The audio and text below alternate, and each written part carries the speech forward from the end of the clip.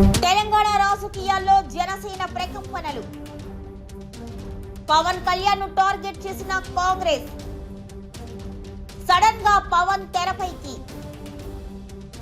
BRS కు బదులు జనసేన చుట్టూ రాజకీయం. పవన్ కళ్యాణ్ ను టార్గెట్ చేసిన కాంగ్రెస్ కీలక నేతలు. కాంగ్రెస్ నేతలకు పవన్ స్ట్రాంగ్ వార్నింగ్. తెలంగాణ రాజకీయాల్లో ఒక్కసారిగా కాంగ్రెస్ జనసేన పార్టీల మధ్య రేగిన వివాదం తీవ్ర చర్చనీయాంశంగా మారింది. కొన్నాళ్లుగా రాష్ట్రంలో ధాన్యం కొనుగోళ్ల ప్రక్రియ మందగించడం, రుణమాఫీ అమలులో లోపాలు వంటి అంశాలపై రైతాంగం నుంచి తీవ్ర వ్యతిరేకత వ్యక్తమవుతోంది. ఈ ప్రజా వ్యతిరేకతను, రైతుల ఆందోళనను పక్కదారి పట్టించేందుకు అధికార కాంగ్రెస్ పార్టీ వ్యూహాత్మకంగా జనసేన అధినేత పవన్ కళ్యాణ్ ను తెరపైకి తెచ్చింది అని ప్రతిపక్ష బీఆర్ఎస్ ఆరోపిస్తోంది. గతంలో కాంగ్రెస్ అగ్రనాయకత్వంతో పవన్ కు ఉన్న సత్సంబంధాలను కాదు అని సడన్ గా ఇరు పార్టీల నేతలు పరస్పరం విమర్శలు గుప్పించుకోవడం వెనుక ముఖ్యమంత్రి రేవంత్ రెడ్డి మైండ్ గేమ్ ఉంది అని రాజకీయ విశ్లేషణలు జోరందుకున్నాయి. తెలంగాణ రాజకీయ క్షేత్రంలో గత కొద్ది రోజులుగా ప్రధాన ప్రతిపక్షమైన బీఆర్ఎస్ అధికార కాంగ్రెస్ మధ్య ప్రధాన యుద్ధం నడిచింది. అయితే ఊహించని విధంగా సడన్ గా రాజకీయ యవనికపై జనసేన అంశం చర్చకు వచ్చింది.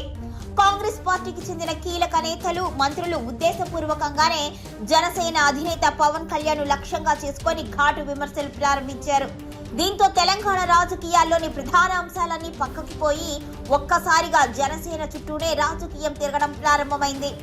పొరుగు రాష్ట్రంలో అధికారంలో ఉన్న పవన్ కళ్యాణ్ ను ఇక్కడ రాజకీయాల్లోకి లాగడం వెనుక పెద్ద వ్యూహమే దాగి ఉంది అన్న అనుమానాలు వ్యక్తమవుతున్నాయి. రాష్ట్రంలో కాంగ్రెస్ ప్రభుత్వంపై కొద్ది రోజులుగా రైతాంగం తీవ్ర అసంతృప్తిలో ఉంది. ముఖ్యంగా ఐకేపీ కేంద్రాల్లో ధాన్యం కొనుగోళ్లు సకాలంలో సాగకపోవడం, మద్దతు ధర దక్కకపోవడం, తాలు నెపంతో కోతలు విధించడం వంటి సమస్యలపై రైతులు రోడ్డెక్కారు.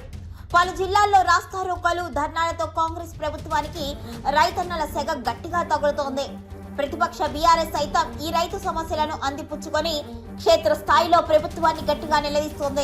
ఈ తరుణంలో రైతుల నుంచి వ్యక్తమవుతున్న ఈ తీవ్ర ప్రజా వ్యతిరేకతను ఎలాగైనా చల్లబరచాలి అనే ఆలోచనలో అధికార పక్షం ఉన్నట్టుగా కనిపిస్తుంది.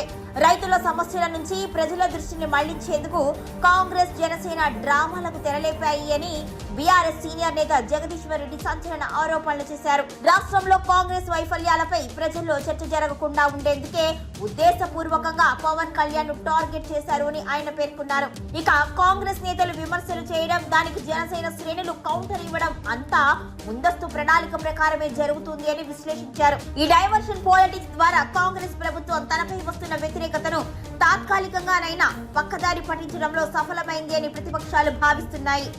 ఈ మొత్తం రాజకీయ జగడం వెనుక ముఖ్యమంత్రి Revanth Reddy political mind game ఉంది అనే విశ్లేషణలు బలంగా వినిపిస్తున్నాయి. రేవంత్ రెడ్డి ఎల్లప్పుడూ ప్రత్యర్థులను దెబ్బతీయడానికి లేదా చర్చనీయ అంశాలను మార్చడానికి దూకుడు వ్యవహారాలను అనుసరిస్తూ ఉంటారు. ప్రస్తుతం ప్రభుత్వం ఎదుర్కొంటున్న సంక్షోభ సమయాల్లో బీఆర్ఎస్ లేవనెత్తుతున్న ప్రజా సమస్యల ప్రాధాన్యతను తగ్గించడానికి ఆయన ఈ జనసేన కార్డును ఉపయోగించుకున్నారు అనే ప్రచారం జోరుగా జరుగుతోంది. ఇక మీడియా, సోషల్ మీడియా వేదికల్లో రైతుల ఆందోళన కంటే కాంగ్రెస్ వర్సెస్ జనసేన వివాదానికే ఎక్కువ స్పేస్ దక్కేలా చేయడంలో రేవంత్ రెడ్డి మార్క్ రాజకీయం వ్యూహాత్మకంగా స్పష్టంగా కనిపిస్తుంది అని విశ్లేషణలు చెబుతున్నాయి. గతంలో కాంగ్రెస్ పార్టీలోని కొందరు అగ్రనేతలతో జనసేనాని పవన్ కళ్యాణ్ కు మధ్య సత్సంబంధాలు ఉండేవి. అయితే తెలంగాణ కాంగ్రెస్ నేతలు సడన్ గా తనను వ్యక్తిగతంగా రాజకీయంగా టార్గెట్ చేయడంపై పవన్ కళ్యాణ్ తీవ్ర ఆగ్రహం వ్యక్తం చేస్తున్నారు. కాంగ్రెస్ నేతల విమర్శలపై ఆయన గట్టిగానే స్పందిస్తూ స్ట్రాంగ్ వార్నింగ్ ఇచ్చారు. ఏపీ రాజకీయాల్లో బిజీగా ఉన్న తనను తెలంగాణ వివాదాల్లోకి అనవసరంగా లాగితే పరిణామాలు తీవ్రంగా ఉంటాయని హెచ్చరించారు.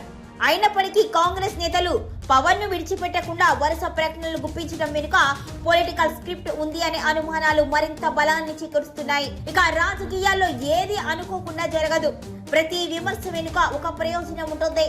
పైకి కాంగ్రెస్, జనసేన పార్టీలు ఒకరిపై ఒకరు కత్తులు దూసుకుంటున్నట్లుగా కనిపిస్తున్నా లోతుగా పరిశీలిస్తే ఇది ఇరు పార్టీలకు రాజకీయంగా లబ్ధి చేకూర్చే వ్యూహంగానే కనిపిస్తుంది.